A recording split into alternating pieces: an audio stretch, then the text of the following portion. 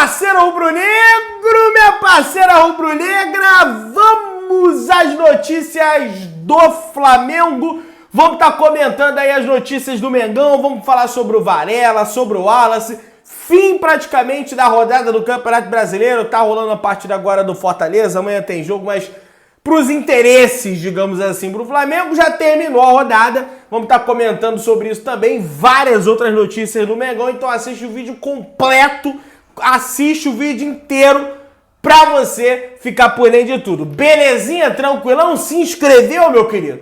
Então vem comigo, rubro-negro, vamos às notícias do Flamengo, vamos estar comentando aí.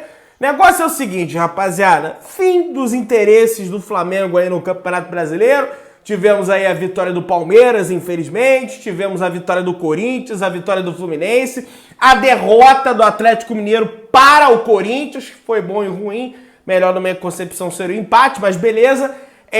Derrota do Atlético Paranaense e nesse momento o Flamengo se encontra na 6ª colocação. Teve a vitória do Palmeiras, é verdade, mas teve a derrota do Inter, portanto, o Flamengo ultrapassa o Internacional na tabela de classificação e, se eu não me engano, pela primeira vez no Campeonato Brasileiro, o Flamengo está dentro, vai terminar a rodada dentro da zona de classificação, pelo menos para pré-Libertadores, a 6ª colocação. O Flamengo tem que continuar pontuando para atingir ali o G4, né? Enfim, tem o Atlético Mineiro, o Fluminense, Corinthians e Palmeiras no G4. E tem agora o Atlético Paranaense também tá um ponto na frente do Flamengo, que é o 5º colocado. Então o Flamengo tem que focar nisso. Vai pegar o Atlético Goianiense, um jogo acessível dentro de casa, depois tem São Paulo, depois tem outro time, enfim.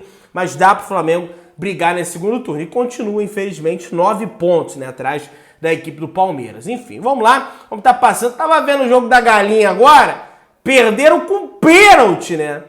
Perderam com pênalti, né? Porque foi pênalti claro, não tem nem do que reclamar aí desse jogo contra o Corinthians. E aí, cara, sabe por que o Flamengo hoje é 6º colocado e não tá lá em cima realmente na briga ali a poucos pontos?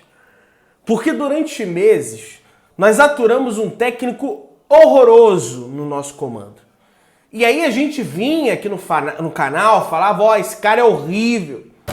Esse cara tá destruindo o time do Flamengo. Ah, Pedrão, mas os jogadores, ok. Mas o técnico era horrível. E aí era Flamimimi.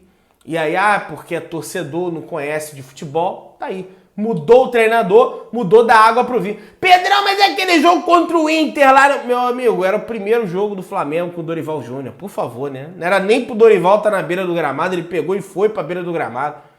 Vamos ser justos, né, gente? Por favor. Tá aí, Mengão hoje aí, bem, fazendo um campeonato de recuperação no Campeonato Brasileiro, assim como o Dorival falou na entrevista coletiva. Cara, o que tá jogando o Arrascaeta, tudo bem que ele perdeu um gol na cara hoje. Na minha opinião, deu um passe que não era para ter dado pro Gabriel, era para ter batido no gol.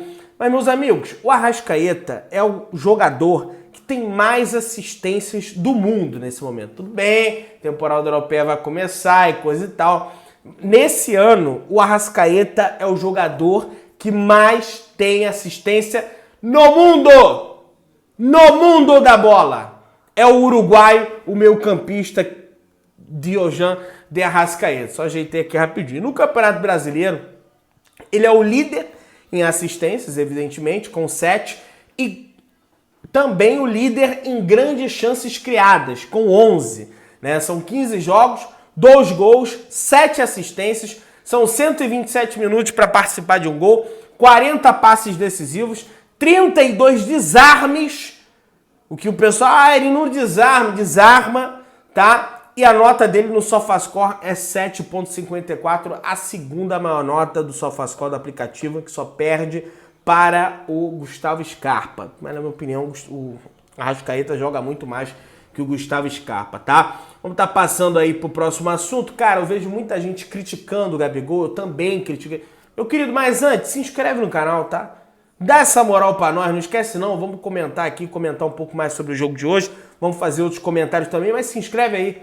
Belezinha? Negócio é o seguinte, eu tô vendo muita gente criticar o Gabigol, não tiro a razão dessas pessoas, acho que realmente tem que criticar o Gabigol. Eu critiquei o Gabigol no pós-jogo, critiquei o Gabigol em tudo que é lado também. Só que, gente, A má fase do Gabriel, tudo bem, ele é atacante, ele tem que fazer gol, né? Tá exatamente nas conclusões. Ele tá pecando demais nas finalizações do Gabriel. E por isso que tá irritando, né, os torcedores do Flamengo, completamente compreensível.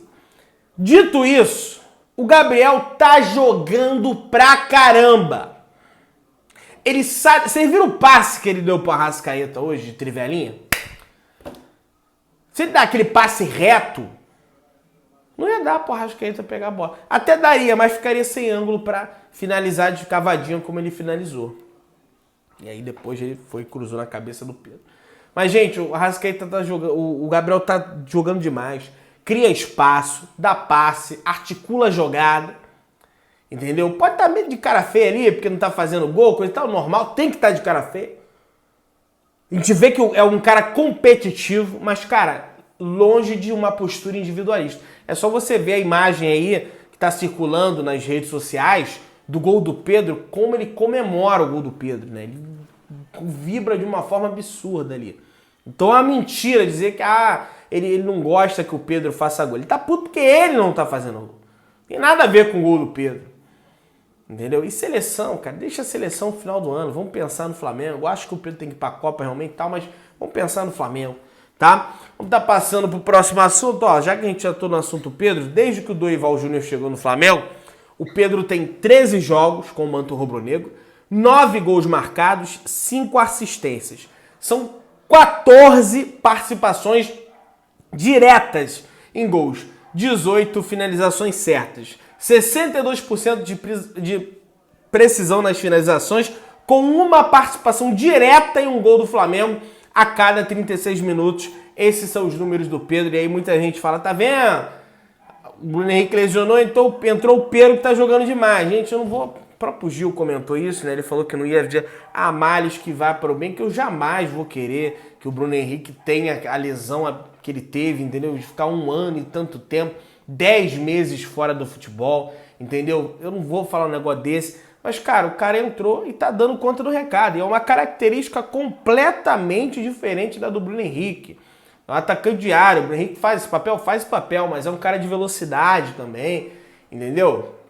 Então tem que elogiar muito aí a entrada do Pedro sem desqualificar o Bruno Henrique. Não vamos ser ingratos, porque o Bruno Henrique joga pra caramba, decidiu o jogo pra caramba aí pro Flamengo, entendeu? E o Vidal entrou muito bem também. Mas, cara, o que foi preponderante hoje pra vitória do Mengão foi principalmente o ajuste que o Dorival fez no intervalo. Foi corajoso, não foi acomodado, não foi retranqueiro, tirou um volante, que no caso era o Diego, botou o Cebolinha, puxou o Everton Ribeiro para a volância para ajudar ali na saída de bola, para dar mais qualidade para o passe, para a saída, porque o Everton Ribeiro tem aquelas jogadas de corpo, aqueles giros ali, entendeu?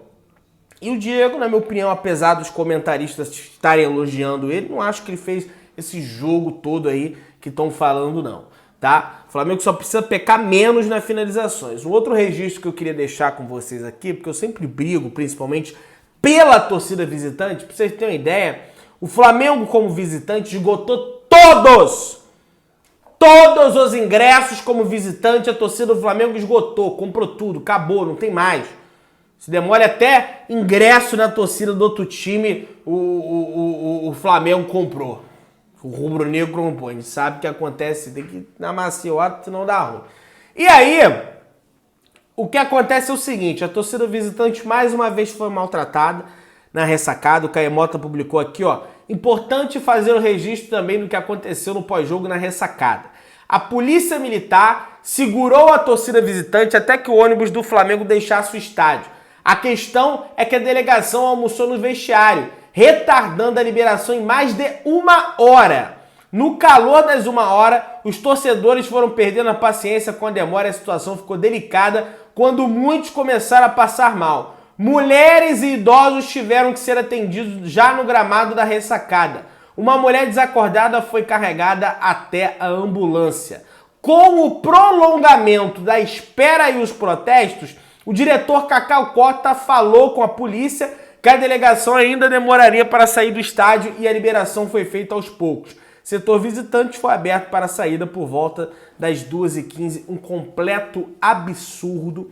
foi maltratada mais uma vez a torcida visitante do Flamengo, dessa vez lá em Santa Catarina, e o Landim tem que fazer o possível para isso não acontecer mais.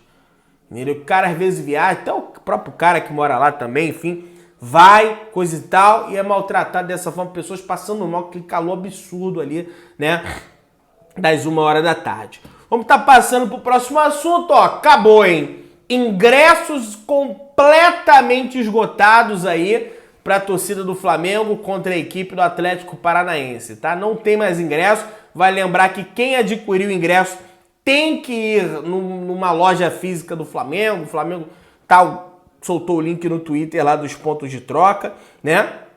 Você pode estar trocando aí em várias áreas da cidade, na Zona Oeste, na Zona Norte, na Zona Sul, na Baixada também tem ponto de troca, lá em Niterói também tem ponto de troca. Vários lugares aí para você trocar esse ingresso aí. Tomara que não haja confusão dessa vez, né? A polícia consiga resolver esse problema para que o Flamengo não seja punido. Mas problema fora do estádio, o Flamengo não tem que ser punido, né? Pelo menos, na minha opinião, quem tem que assegurar a segurança de fora do estádio é a polícia, é o Estado do Rio de Janeiro, né? Enfim, vamos estar passando para o próximo assunto, meu querido. O volante Wallace, que está em negociação com o Flamengo, que não havia sido relacionado para o último jogo da Udinese, dessa vez ele foi relacionado para enfrentar aí, ele não jogou contra a equipe do Leverkusen, e hoje, né, o Udinese está fazendo uma série de amistosos lá no Catar, hoje ele foi relacionado e foi o capitão da equipe. Inclusive, o Wallace, ainda não existe um desfecho aí pela contratação desse jogador.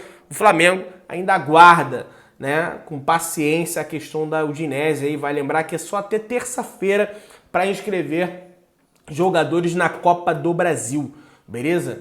Apenas na terça-feira. Se passou de terça-feira, não pode inscrever mais ninguém, não adianta contratar o Wallace, o Varela, coisa e tal. Se não inscrever até terça, tá fora da Copa do Brasil. Na Libertadores ainda tem tempo, não para as quartas de final, mas para as oitavas de final. Acredito que, de repente, até para as quartas, mas aí tem limite também, né? O Flamengo já contratou o Vidal, contratou o Cebolinha, e aí, próximo a chegar, deve ser esse a preencher a vaga, e aí, passando do Corinthians, o Flamengo só pode inscrever nas semifinais, beleza? Vamos lá, vamos estar passando o próximo assunto. Vamos falar sobre o lateral direito uruguaio, Guilhermo Varela, meus amigos. Está aí, ó, informação do Fábio Aleixo, né, brasileiro que trabalha, né, lá na Europa, trabalha lá na Rússia, cobrindo o futebol russo. Ele comenta: Varela deixou a concentração do Dinamo antes do jogo com o torpedo e irritou a diretoria, que fala em chantagem.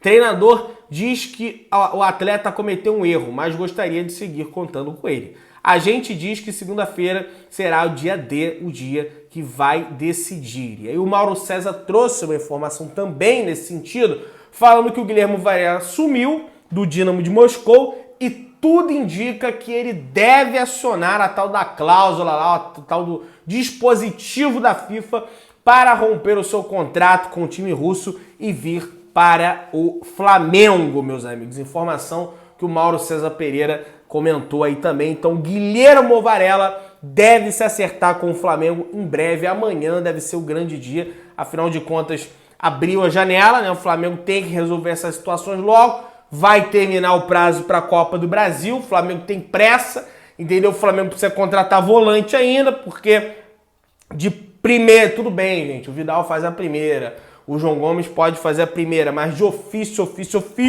só tem o Thiago Maia. Então tem que ter um cara ali com o Thiago Maia, entendeu? Vamos ver aí se o Flamengo vai conseguir aí nos próximos dias. Acredito que amanhã alguma coisa deve avançar em relação ao Varela, ou então em relação ao Wallace ou outros jogadores, se o Flamengo não conseguir fechar essas contratações. Meu querido, se inscreve no canal, tá? Dá essa moral pra nós, aciona o sino, amassa o like. Beijão pra todos vocês, valeu, galera. Saudações rubro-negras. Segue no Instagram também, valeu!